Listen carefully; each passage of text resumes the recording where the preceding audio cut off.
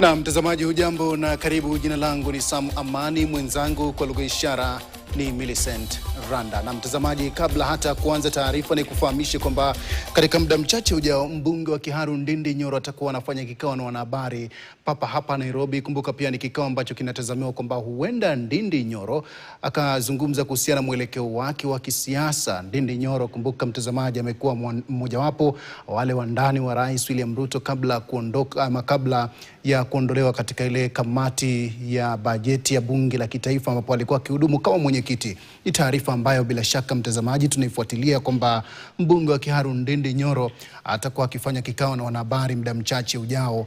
Nakumbuka atakuwa akihutubia masuala kadha wa kadha, na jinsi unavyoona kwenye televisheni yako hapo ni kikao hicho ambacho tayari maandalizi yanaelekea kilele kabla ya mbunge huyo kuweza kuhutubu ama kufanya kikao hicho na wanahabari. Ni taarifa ya Ndindi Nyoro ambayo tunaifuatilia kwa kina kujua mwelekeo wake. Inatabiriwa kwamba huenda akazungumzia kuhusiana na mwelekeo wake wa kisiasa, hasa wakati ambapo imesalia miezi michache tu kabla ya uchaguzi mkuu wa mwaka 2027. Kumbuka kumekuwa pia na mashinikizo kumtaka Nyoro kuweza kutangaza msimamo wake, hasa baada ya kukosa kuelewana na serikali ya Kenya Kwanza na hata kuondolewa katika nafasi ya mwenyekiti wa kamati ya bajeti katika bunge la kitaifa. Ni taarifa ambayo bila shaka tutakuwa tukufahamisha hapa KTN kikao hicho kitakapoanza.